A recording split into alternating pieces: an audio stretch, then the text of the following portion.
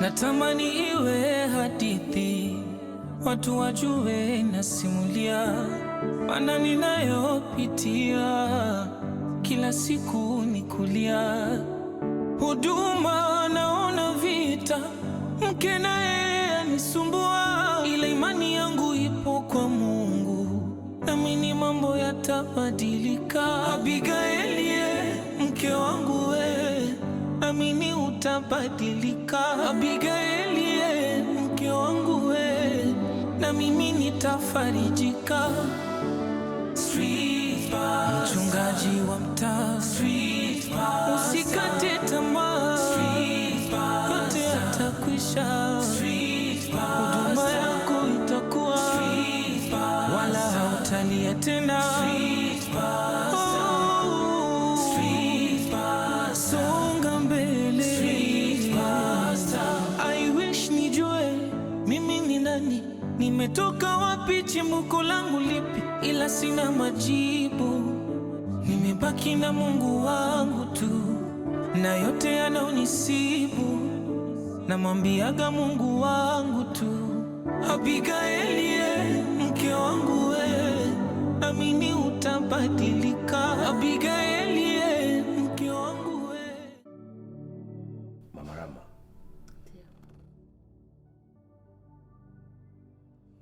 mimi najua wewe ndiye uliyenilea tangu nikiwa mtoto mchanga. Kwa hiyo nimeona leo nikushukuru. Usijali Patrick, mimi nilikuwa natimiza wajibu wangu. Hata hivyo, kuna mambo kadhaa natamani kujua kutoka kwako. Nikikutazama ninaona unaelewa kila kitu kuhusu maisha yangu. Lakini pamoja na hayo yote umeendelea kunyamaza kimya. Hebu niambie, unajua nini kunihusu? Patrick, mimi sijui lolote kwa kweli. Unajua Mama Rama. Na zaidi ya hapo, unajua mama yangu ni nani? Patrick, unajua sijui kitu. Mimi nilikuwa mtoto mchanga. Nilikuwa nawezaje kujua kila kitu?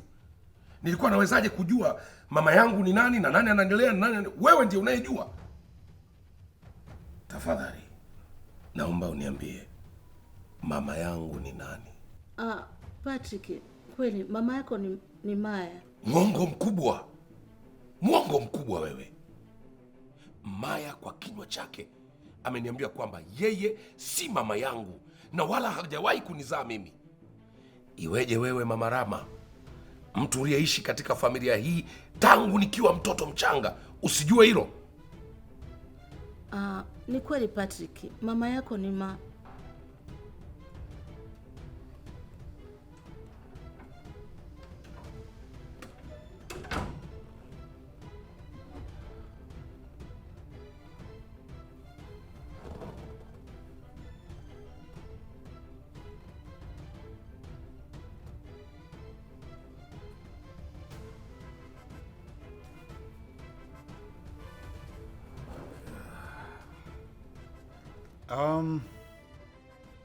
Patrick mwanangu, kuna jambo nataka unieleze bila kificho.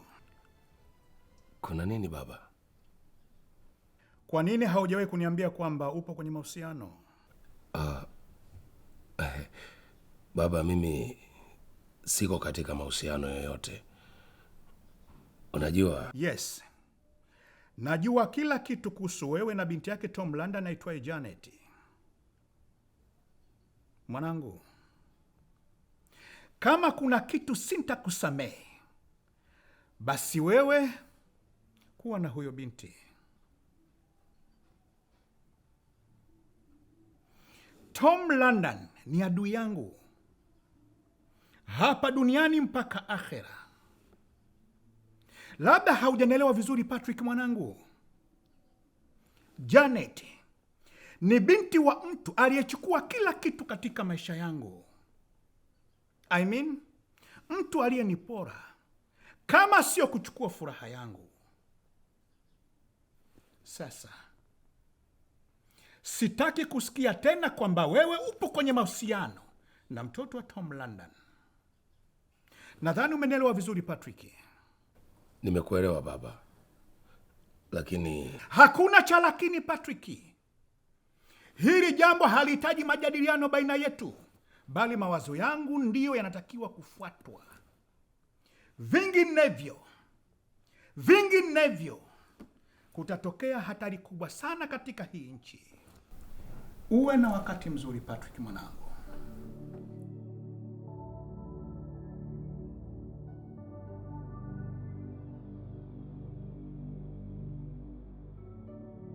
Hapa kuna kitu sio bure. Mama Janet aliniambia Maya alimchukulia kila kitu. Na leo namsikia baba yangu anasema baba yake Janet alimchukulia kila kitu.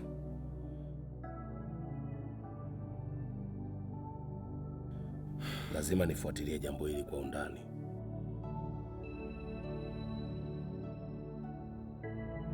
Umekosea sana mwanangu. Yule kijana anavyomwonaga na ubiri pale sokoni, uje kuniambia sijui amefanya nini, sijui umemkuta ufukweni. Umemfananisha, nina uhakika. Allah! Mama, yule kijana mimi namfahamu muda mrefu mno. Namfuatilia sana. Kumfananisha mama, kiukweli mimi sijamfananisha, ni yeye kabisa. Yaani ni yeye kabisa. Sema tu alichokifanya Sara na mama yake mimi mwenyewe sikubaliana nacho. Tena utoe hapo hapo. Sema alichokifanya Sara na mamake na mimi nikiwemo.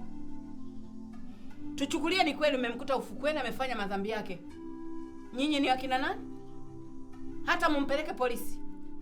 Haya.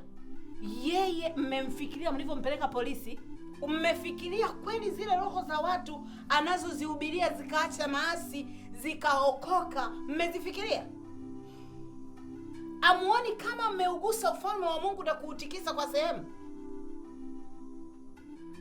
Na kuuliza, nyinyi ni watu wa ajabu. Wewe au mama Sara ni akina nani, na huyo Sara wako ni akina nani hata mwahukumu watu? Mmewekwa chini ya jua hapa kuhukumu watu. Umekosea kumgusa masihi wa Bwana.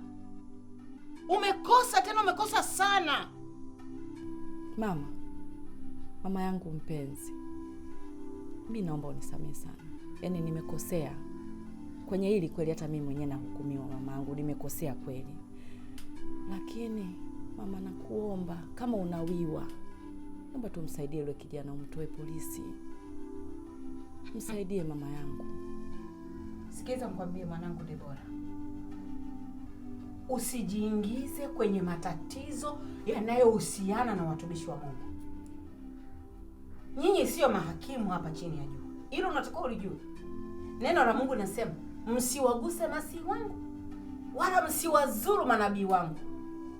Neno la Mungu linasema, msiwaguse wala msiwazuru. Kwani Mungu yeye hajui kama wana dhambi? Mungu anajitwalia hukumu yeye mwenyewe. Sijui kama umenielewa. Nimekuelewa mama. Ana kaniletee viatu. Mama asante. Mungu akubariki sana. Fanya haraka niletee viatu. Mnakaa tu mnaingia kanisani kwa mifano tu. Mchungaji wa mtaa, usikate tamaa. Mchungaji wa mtaa, usikate tamaa.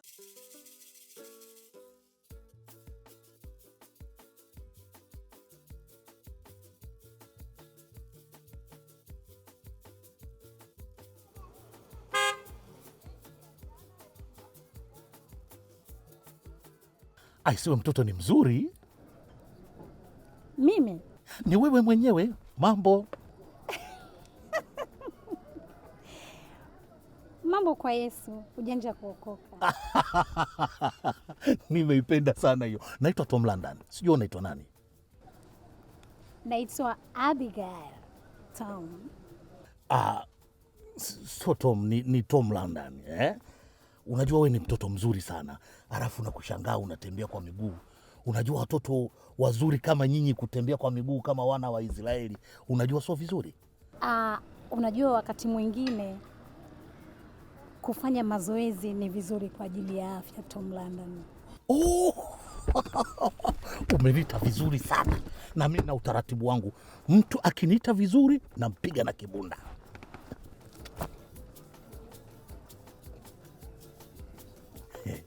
Mbona unatetemeka? Nilihisi kama niko usingizini. Umetoka usingizini? Ingia kwenye gari kwanza, upigwe na upepo wa Japani, alafu nitakudrop kule unapokwenda.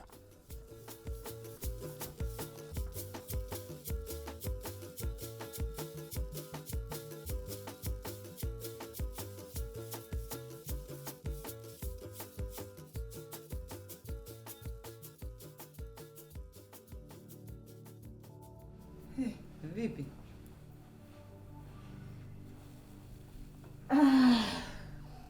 Mume wangu leo umerudi mapema nyumbani. Kuna jambo muhimu sana nilikuja kuzungumza na Patrick. Jambo gani hilo muhimu? Kiasi kwamba wewe mpaka umetoka ofisini umeacha kazi. Si ungempigia hata simu? Au ungesubiri umalize kazi kwanza na ungezungumza naye? Maya, wewe mwenyewe ulijiondoa kwa mama yake Patrick. Kwa hiyo ili kushiriki tena katika mambo yanayomhusu Patrick, basi ni lazima kwanza uwe mama tena.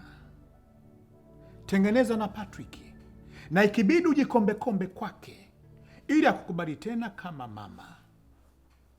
Kwa sasa hatima yako na Patrick ipo mikononi mwako. Dr. Katunzi unapitiliza. Unapitiliza sasa. Kwa sababu wewe ndio unaisababisha huyo Patrick avimbe kichwa, na yeye anajiona humu ndani yuko kama wewe sasa. Ana cheo, ana madaraka na kila kitu. Haujakosea Maya. Ni kweli Patrick ni mbadala wangu hapa nyumbani. Yeye ndiye kijana wangu mkubwa. Au ulitegemea tofauti? Wewe hauwezi kubadilika Maya. Mimi ningekuwa wewe, ningehakikisha Patrick ananielewa tena na kumfanya kuwa mwanangu mkubwa wa kumzaa tena. Lakini kwako ni tofauti sana Maya.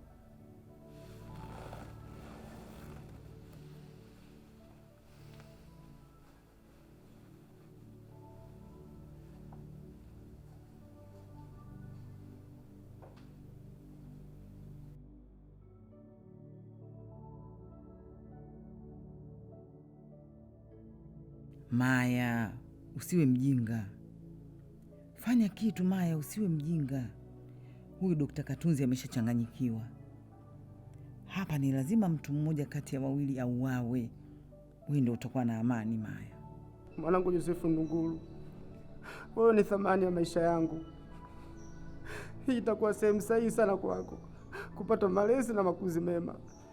Sifanyi hivi kwa kupenda, ila maisha. Nilitamani kukuacha mikononi mwa mama yako, ila naamini Salome hataweza kukutunza. Mimi nakwenda Tunduru kuchimba dhahabu. Najua nitarudi ikiwa nimefanikiwa. Mungu akutunze mwanangu. Wewe ni mwanangu. Oh, Yesu wangu. Kaombwe. Kaombwe nimemwacha nje hapo. Amelewa sana, nimemwambia apumzike. Samahani baba askofu. Mimi naomba msaada wako. Maana sasa hivi mimi nimekuwa sina amani kabisa. Kwa sababu sijui mtoto wangu yuko wapi. Mke wangu hanitaki kabisa. Kwa hiyo nataka kujua baba askofu, mtoto wangu yuko wapi?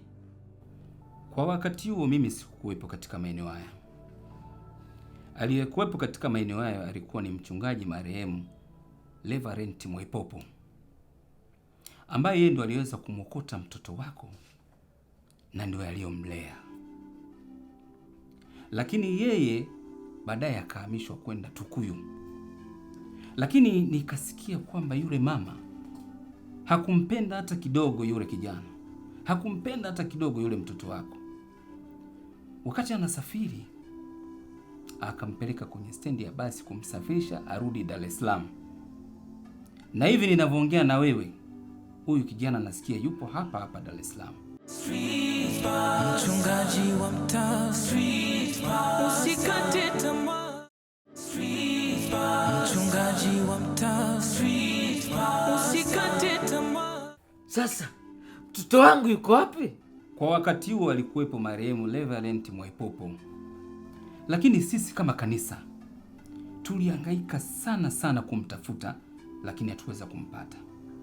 Lakini uzuri wa huyo kijana, amechukua moyo wa marehemu mchungaji Reverend Mwaipopo.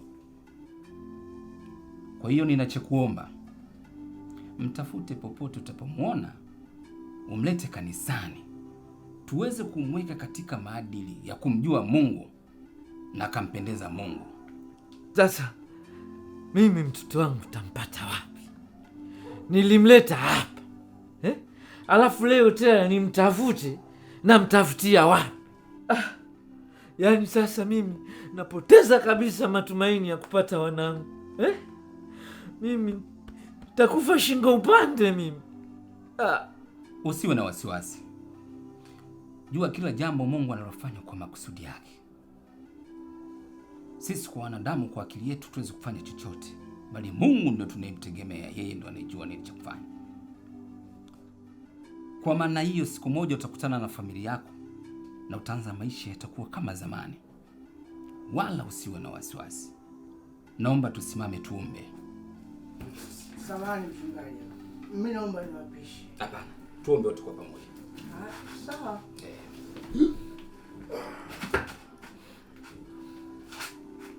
Naomba tufumbe macho.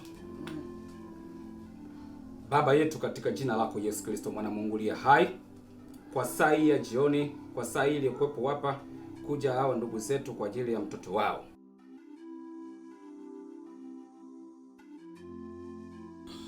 Umesema unakuja kumtoa nani polisi hapa?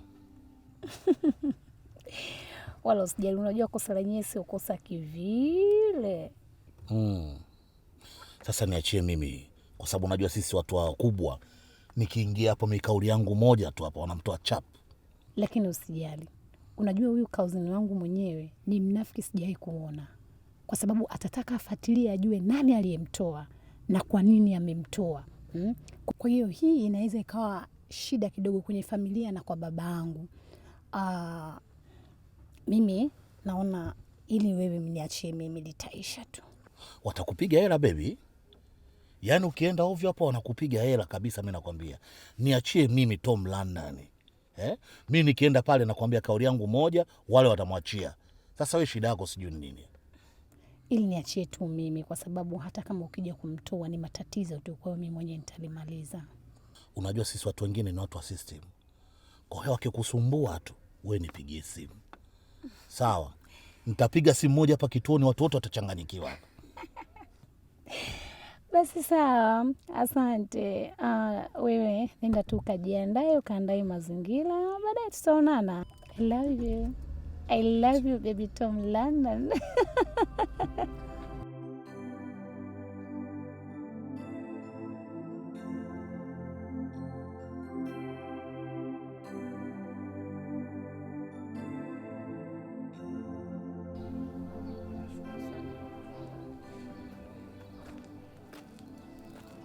Shalom wateule wa Mungu. Shalom, shalom Abigail. Shalom dada Abigail. Shalom. Vipi, mbona mko hapa? Kuna kesi? Hapana, kuna kijana yule huwa anahubiri sokoni pale. Wamemkamata kwa kosa lisiokuwa lake, wakamweka ndani. Kwa hiyo tukaamua tuje kumsaidia ili tumtoe. Oh, haleluya.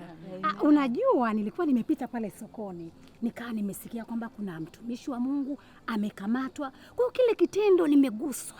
Nimejikuta nimeguswa mpaka ndani ya moyo. Nikasema hapana, watumishi wa Mungu hawapo hivyo.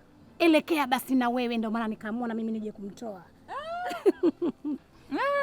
Barikiwe sana. Jina la Mungu libarikiwe. Libarikiwe kabisa. Ujue Debora, nilikwambia mtu wa Mungu akiwa amemshika Mungu kweli kweli, huwa Mungu anamletea watu. Mungu anajitetea mwenyewe. Amen. Hata hivyo Abigail, usihangaike sana. Tumeshalishughulikia swala lote. Afande ameenda kumtoa huko ndani. Ubarikiwe sana. Nawe pia.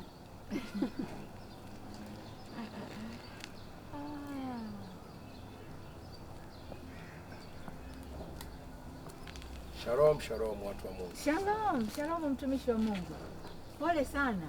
Asante. Pole sana, pole sana.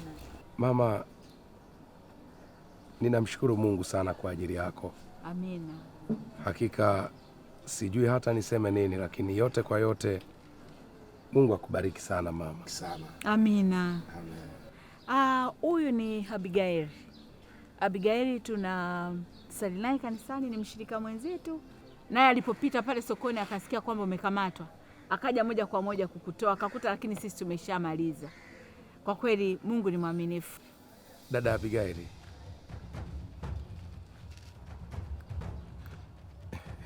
nimefurahi sana kukuona. Sasa kijana, nafikiri twende nyumbani ukapate chakula, ushtue tumbo kidogo, uoge, ubadilishe na nguo. Basi tumshukuru Mungu kwa yote. Ubarikiwe sana Mama Debora. Unajua, kwa sababu wewe ushateka baraka hii, basi wacha na mimi kidogo niteke hapa palipobakia mama yangu.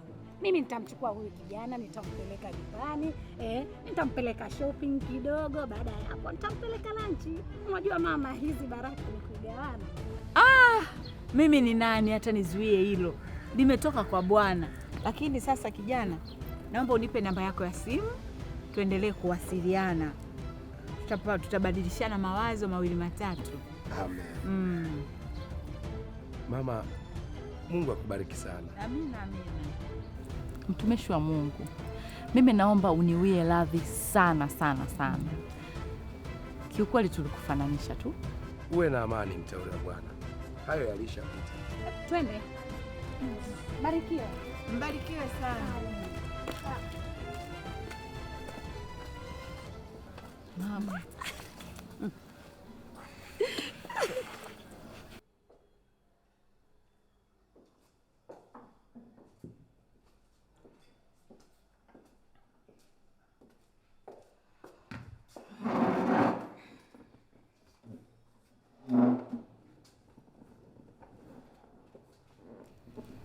Karibu. Asante, pole kwa kukuweka. Jambo la muhimu ni kwamba umefika. Sina muda sana wa kupoteza hapa. Utatumia kinywaji gani? Maji tu baby. Maji tafadhali. Janet, ni wewe si ndio?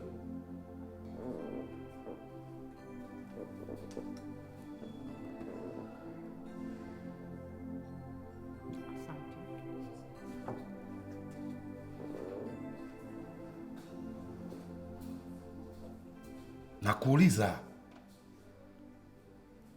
Sio mimi Patrick, ni baba. Mimi alikuja tu amenichukua akanipeleka ofisini kwa baba yako. Ndio yakatokea hayo uliyoyasikia. Acha unafiki. Mimi nakujua wewe kuliko huyo baba yako aliyekutelekeza. Mimi sio mjinga Janet. Wewe ni mwanamke mdadisi na mtafiti sana. Ilikuwaje ukaamua kwenda sehemu ambayo huifahamu? Sikia. Mwambie huyo baba yako si muogopi. Na sijawahi kumhofia hata mara moja.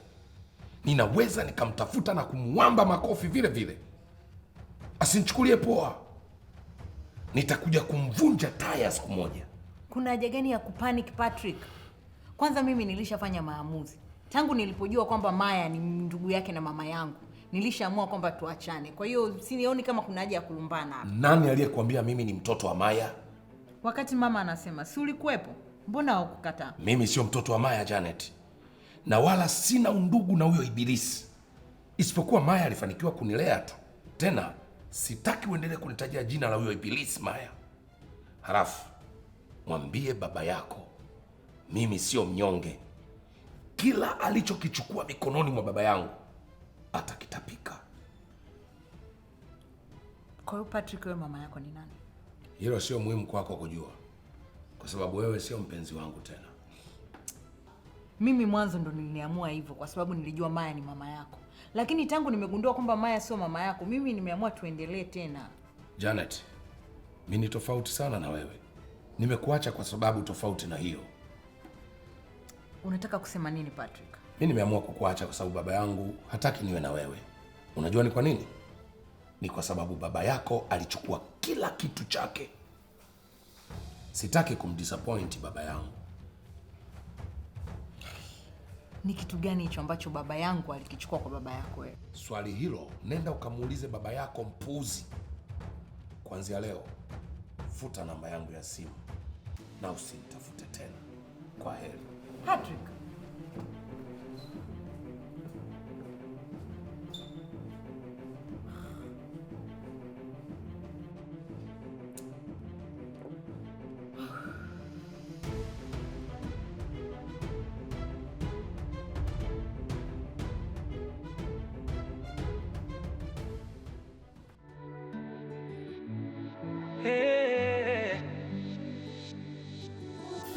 Natamani iwe hadithi, watu wajue nasimulia maana ninayopitia kila siku ni kulia. Huduma naona vita, mke naye anisumbua, ila imani yangu ipo kwa Mungu, naamini mambo yatabadilika. Abigaili, mke wangu we, amini utabadilika. Abigaili, mke wangu we, na mimi nitafarijika. Mchungaji wa mtaa, usikate tamaa, yote yatakwisha. Huduma yako itakuwa, wala hautalia tena. Songa mbele. I wish nijue mimi ni nani, nimetoka wapi, chimbuko langu lipi, ila sina majibu. Nimebaki na Mungu wangu tu, na yote yanaonisi